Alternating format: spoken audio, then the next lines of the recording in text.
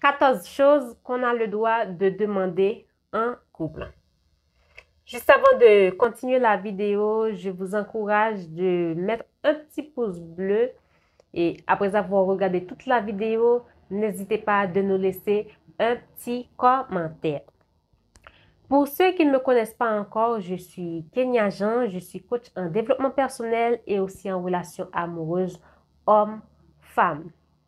Aujourd'hui, je me fais le plaisir de vous présenter, de vous apporter ces 14 choses que vous avez le droit de demander en couple.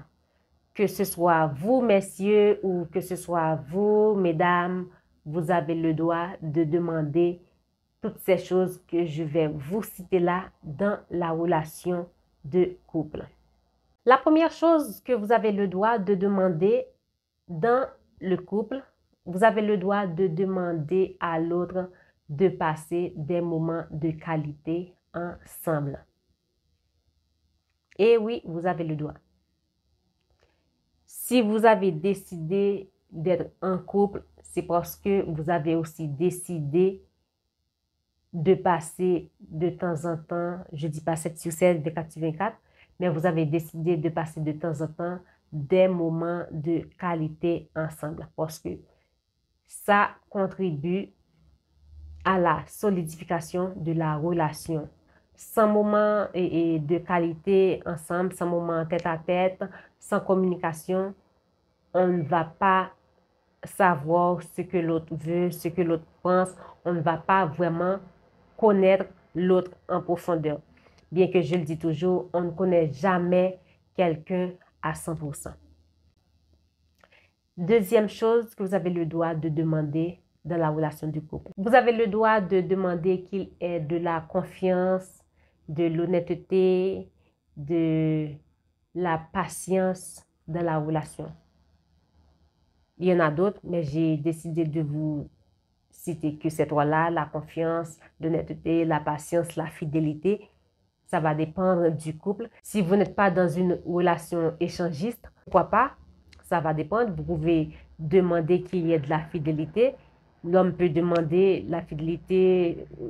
La femme peut aussi demander qu'il y ait de la fidélité dans la relation, l'honnêteté, la confiance, la sincérité, pourquoi pas. Vous avez le droit de demander tout ça. Donc, si au départ de la relation, il y avait votre entente, que pour la fidélité, ce ne serait pas possible et que vous n'avez aucun problème avec un homme infidèle ou une femme infidèle. Donc, ça, c'est à vous de voir ça. C'est votre relation. C'est vous qui savez. Mais ce que je vous dis là, c'est important. Vous avez le droit, vous avez tout à fait le droit de demander qu'il y ait la confiance, l'honnêteté, la patience, la fidélité dans la relation. Troisième chose, vous avez le droit d'exiger. J'ai même pas dit de demander, mais d'exiger le respect dans la relation. Parce que c'est important.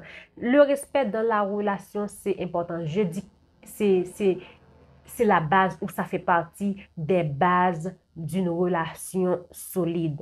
Le respect, c'est important. Parce que d'ailleurs, si vous aimez la personne, vous avez intérêt de la respecter. Vous devriez respecter cette personne. Parce que si je m'aime, je me respecte. Je ne vais pas laisser aux autres de me faire n'importe quoi, de me dire n'importe quoi, de me traiter n'importe comment. Si j'aime cet homme ou si vous aimez cette femme, vous avez le droit de la respecter. Vous avez intérêt de le respecter. C'est très important. Vous avez le droit de demander ou d'exiger du respect pour vous-même, votre personne. Vous avez le droit de demander du respect pour vos ressentis, pour vos besoins, pour vos limites. Parce que ce que vous ignorez toujours, dans votre tête, vous dites le fait que vous êtes dans une relation avec un homme ou le fait que c'est votre mari, vous êtes marié, il n'y a pas de limite. Non, il y a des limites. C'est vrai que la Bible dit et les deux deviendront une seule chair. Ok, il n'y a aucun problème à ça, mais ça ne veut pas dire que du coup, vous avez les mêmes défauts, mêmes qualités, même tempérament, même empreinte et tout le tralala. Non, vous n'êtes pas en train de doubler. Donc, la personne reste cette personne qu'elle est, avec ses défauts, ses qualités, ses forces, ses faiblesses, son tempérament et tout le tralala. Donc, les deux deviendront une seule chair. Il y a quand même des limites.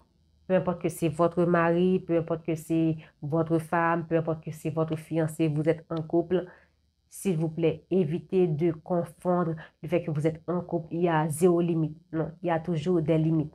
Donc, il est important de demander tout ça dans la relation de couple. La quatrième chose que vous avez le droit de demander à l'autre dans la relation de couple, vous avez le droit de demander à l'autre une certaine sécurité physique et émotionnelle. Oui, l'autre doit faire attention à vous physiquement, émotionnellement. Physiquement, ça va dépendre comment il va faire ou comment elle va faire pour vous protéger. Émotionnellement, qu'est-ce qu'il va faire? Faire attention à vos émotions. Par exemple, si vous êtes quelqu'un d'hypersensible, comment il va faire pour ne pas tout aggraver? Comment est-ce que vous allez réagir face à telle situation?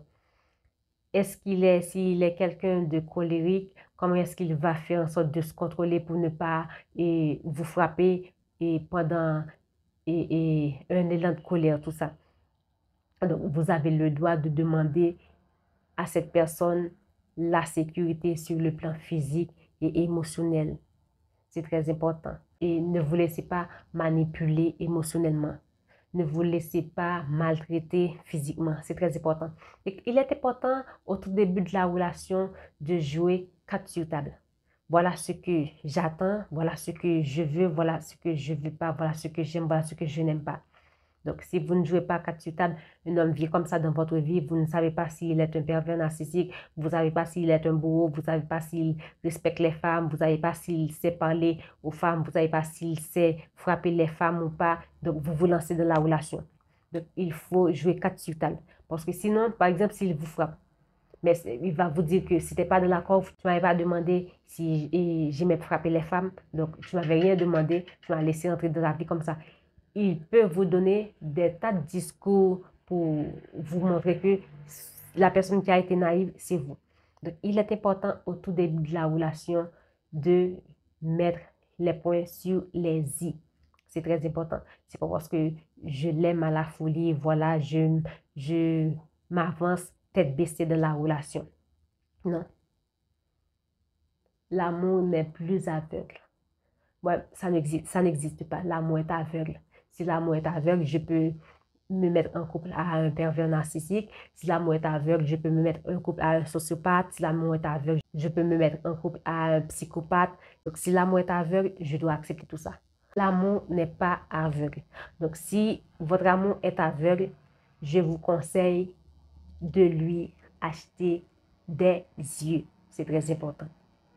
Parce que sinon, vous allez en souffrir. Cinquième chose que vous avez le droit de demander à l'autre dans la relation, vous avez le droit de demander de vous sentir aimé, accepté tel que vous êtes. Oui. Vous avez le droit de dire à l'autre, si vraiment tu m'aimes, je dois me sentir accepté tel que je suis, tel que vous êtes comment, avec votre rondeur, avec votre minceur, avec vos cheveux longs ou courts, avec votre tempérament, bien que je sais que s'il y a quelque chose qui dérange, vous pouvez toujours travailler là-dessus. Mais la personne doit vous accepter tel que vous êtes. La personne ne doit pas essayer de vous changer. Voilà, et Nadine, je t'aime, mais tu dois être telle façon. Je pense que si la personne vous aime, et cette personne-là doit vous accepter tel que vous êtes. Par contre, si chez vous, vous voyez qu'il y a certaines choses qui demandent d'être changées, il y a certaines choses que vous devriez travailler là-dessus, vous le faites pour vous d'abord, pas parce qu'il demande, parce que si ça ne vous dérange pas, à quoi bon de vous changer pour quelqu'un d'autre? Donc, si c'est pas fait partie de vos valeurs, si cette personne-là vous demande de changer telle ou telle chose et ça ne fait pas partie de vos valeurs, alors je prends la liberté de dire que c'était pas la bonne ou c'est pas la bonne personne. Parce que la bonne personne ne va pas essayer de vous changer, ne va pas essayer de vous convertir en une autre personne, surtout si c'est sur le plan négatif. Je pense que c'est pas bien, c'est pas sain. Alors vous avez le droit de demander à la personne de vous accepter tel que vous êtes. Vous avez le droit de demander à cette personne que vous voulez vous sentir aimé, compris, respecté, comprise et tout le tralala. La sixième chose que vous avez le droit de demander à l'autre, vous avez le droit de demander à l'autre d'avoir une écoute active dans la relation. Vous avez tout à fait le droit. Quand vous parlez à l'autre, il doit être en mesure de vous comprendre, d'essayer de prêter attention à ce que vous dites. Par exemple, si vous parlez à votre conjoint, donc si par exemple il faisait quelque chose, il doit être assez sage de prendre une pause pour vous écouter. Sinon, si c'est très important ce qu'il est en train de faire, donc gentiment, il doit vous dire que chérie, je suis occupée, je serai tout à toi dans 15, 20, 30 minutes. Comme ça, je serai concentrée que sur toi pour écouter ce que tu as à me dire. Donc, oui, vous avez le droit d'exiger, vous avez le droit de demander à l'autre d'avoir une écoute active dans la relation. Vice-versa. Parce que ce n'est pas que la femme qui a le droit de demander je dois si, je demande si, l'homme aussi a le droit de demander tout ça. Parce que la relation, ça se fait à deux. Ce n'est pas à une seule personne.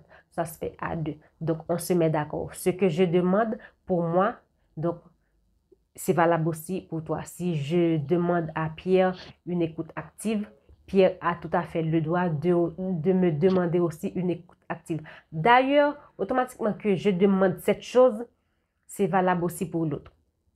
Donc, c'est important. Messieurs, mesdames, vous avez le droit de demander des choses dans la relation, des choses et pour votre bien et aussi pour le bien de la relation. La septième chose que vous avez le droit de demander à l'autre dans la relation, c'est de se sentir encouragé, de se sentir appuyé, de se sentir soutenu par l'autre dans tout ce que vous avez à entreprendre. C'est important.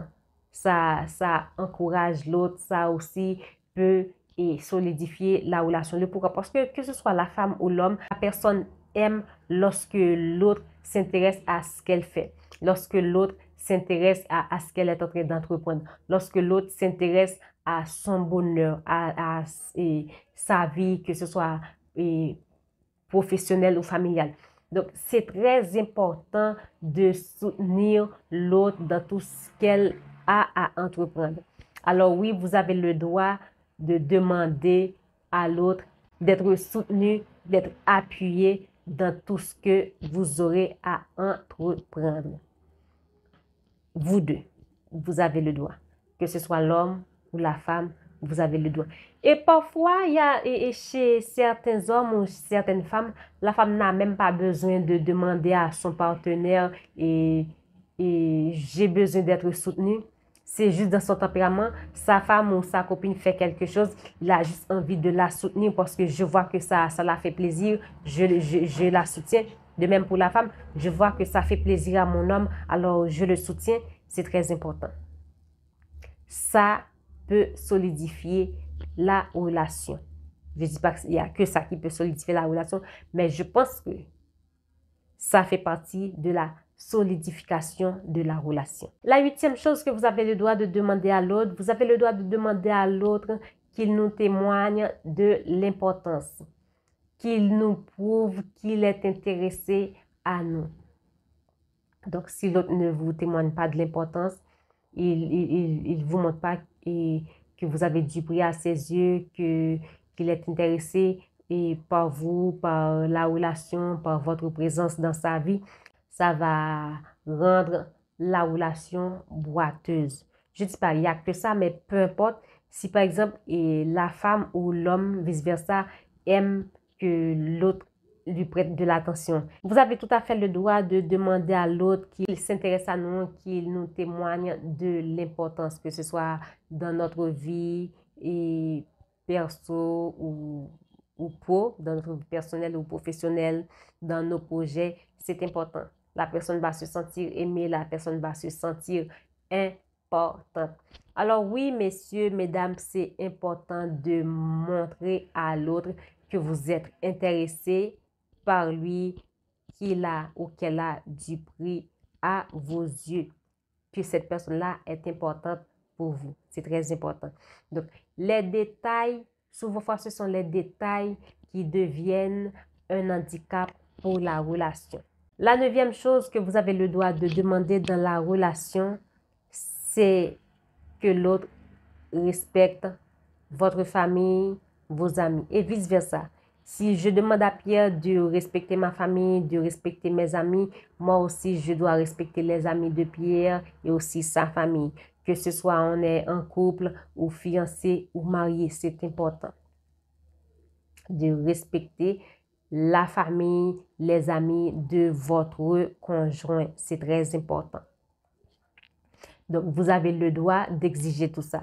Par contre, ce que je sais, vous avez aussi le droit de donner votre avis et par rapport à quelque chose. Par exemple, si votre conjoint, votre fiancé, vice-versa, que ce soit homme ou femme, votre fiancé fréquente quelqu'un qui n'a pas une bonne réputation et que vous n'aimez pas vraiment son comportement, son attitude, son langage et que si cette personne, entre parenthèses, est quelqu'un de vulgaire. Je ne dis pas que vulgaire seulement dans les paroles et comportement, je sais tout le tralala.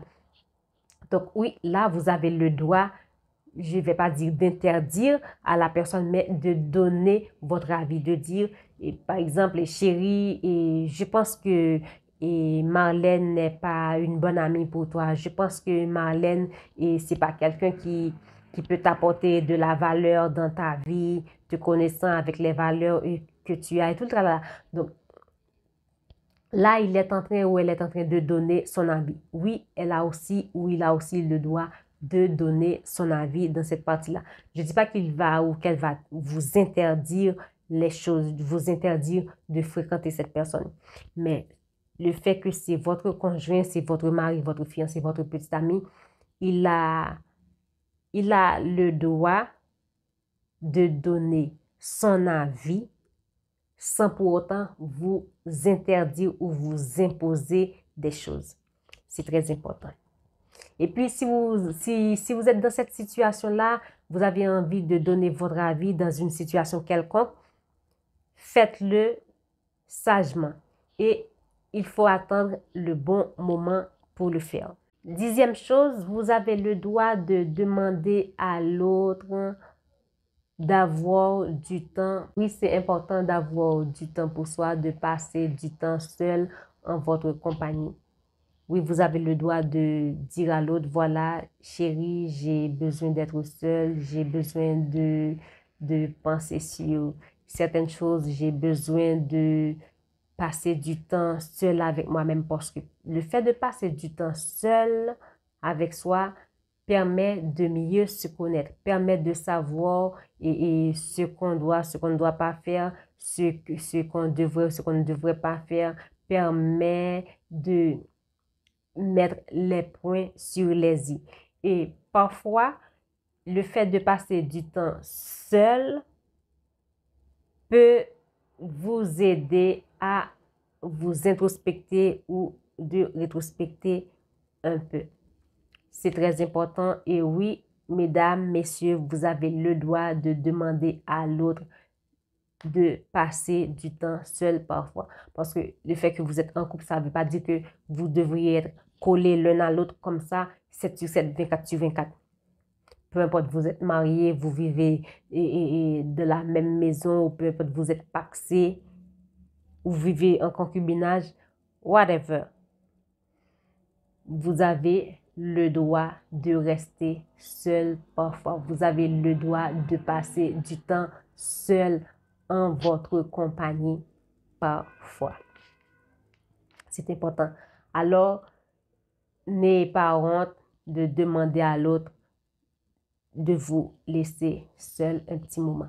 11e chose que vous avez le droit de demander dans la relation du couple, je le dis que ce soit et que vous soyez marié, fiancé, pacsé, vous vivez en concubinage ou vous êtes dans une relation sentimentale sans engagement, peu importe, vous avez le droit de demander à l'autre de vous sentir libre.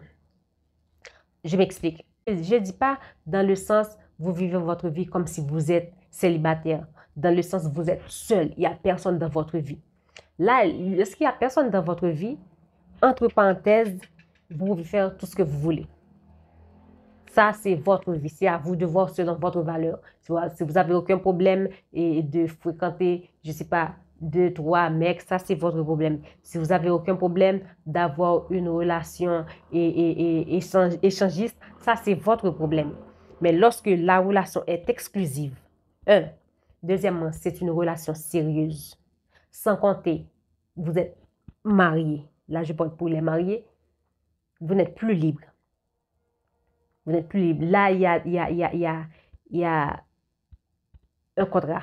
Que ce soit vous êtes marié ou pacsé, mais il y a quelque chose, que ce soit un contrat sur un papier ou un contrat verbal, mais vous avez un contrat.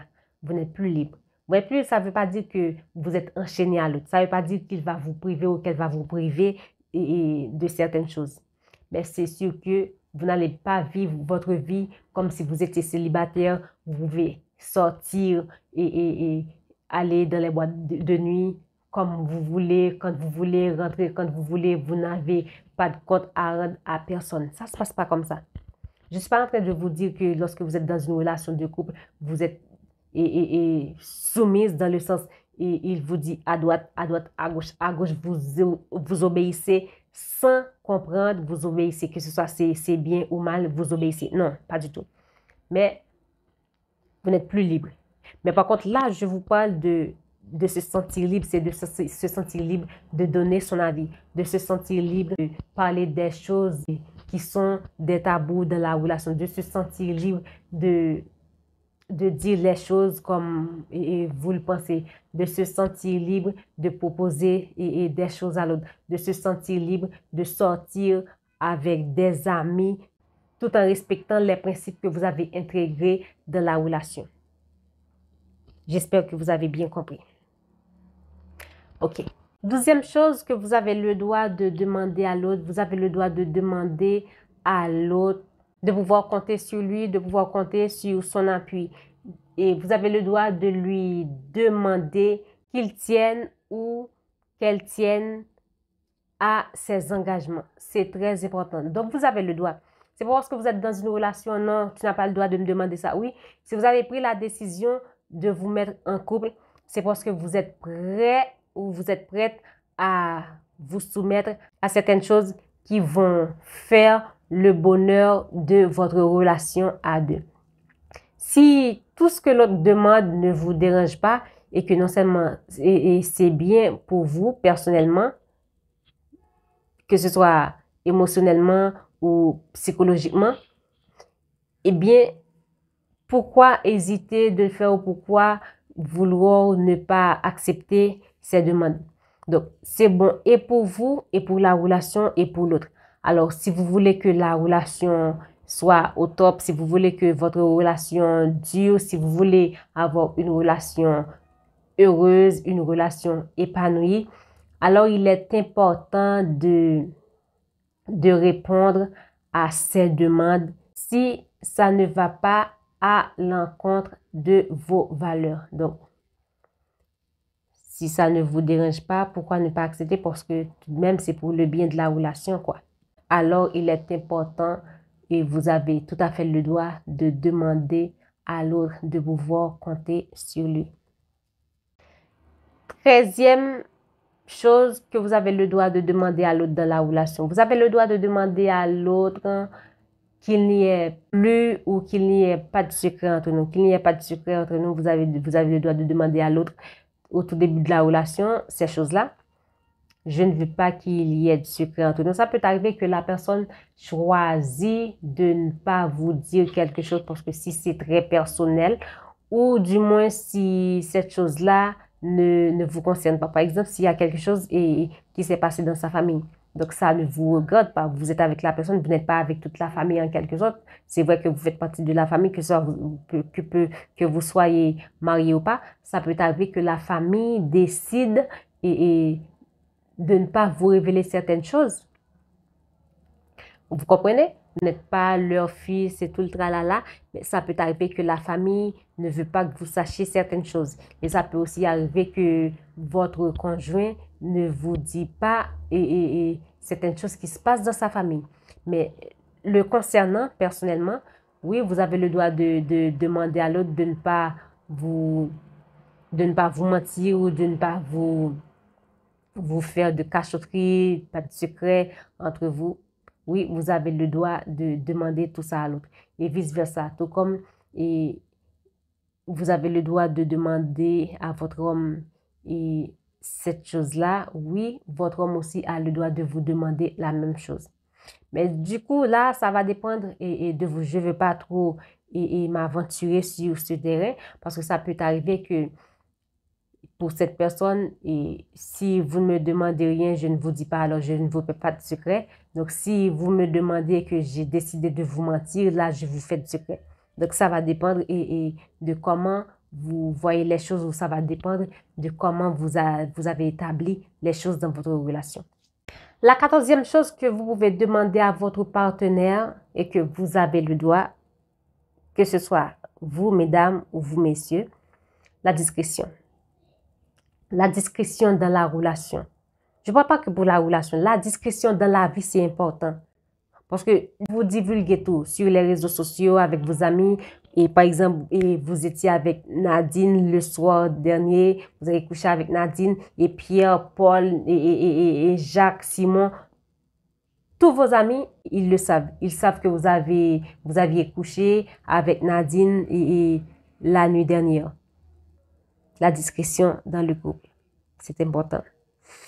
Peu importe que la relation est sérieuse ou peu importe que cette fille-là, c'est juste pour un plan cul, vous devriez être discret. C'est pas parce que c'est un plan cul, c'est pas parce que la relation n'est pas sérieuse, c'est pas parce que c'est pas votre femme préférée, comme vous avez l'habitude de le dire, que vous pouvez tout divulguer. Ok, c'était une parenthèse. Maintenant, là, je parle de la discrétion de la relation. Donc, il y a certaines choses dans la relation qui ne regardent pas votre famille, qui ne regardent pas votre ami, qui ne regardent pas votre soeur, votre mère, qui ne regardent pas votre patron, parce que vous parlez tout. Vous parlez de tout à vos collègues et vos amis, votre soeur, votre frère, votre mère, votre père et votre patron, ça va dépendre. Vous demandez un conseil, vous parlez de tout et de n'importe quoi. Ça va dépendre de l'ambiance, ça va dépendre de la personne. La discrétion, c'est important. Que ce soit dans votre vie personnelle, parce que de nos jours, vous divulguez tout sur Internet, sur les réseaux sociaux, vous parlez de tout et de n'importe quoi sur les réseaux sociaux. Vous parlez des choses qui ne regardent personne. Donc, il est important de manifester de la discrétion dans la relation. Alors oui, votre partenaire a tout à fait le droit de vous demander, de vous exiger de la discrétion dans la relation. Il faut savoir être discret. Il faut savoir quand se taire et quand parler des choses. J'ai pas parlé de ma vie sexuelle avec mes amis, avec ma famille. J'ai pas parlé des choses qui ne regardent personne, que mon couple à d'autres personnes. Une relation, ça se fait à deux. Pas à 3, à 4, ni à 10 personnes. Ça se fait à deux. Alors, il y a des choses qui doivent rester secrètes dans votre relation. Et ceci, peu importe que la personne n'est plus dans votre vie. Ayez un peu de discrétion. C'est très important. Et oui, votre partenaire, votre mari, votre femme, votre copine, votre copain a tout à fait le droit de vous demander de la discrétion dans la relation. Et je vais plus loin, c'est pas que dans la relation sentimentale, et la discrétion c'est important dans la relation familiale et de la relation collègue entre collègues et dans la relation amicale aussi. Il faut savoir être discret. C'est très important. J'espère que ces 14 points que je viens de vous citer là vont vous aider pour le bien de votre relation, que ce soit relation familiale, sentimentale, amicale et personnelle. Et sinon, je vous dis à la prochaine pour une nouvelle vidéo. Bisous.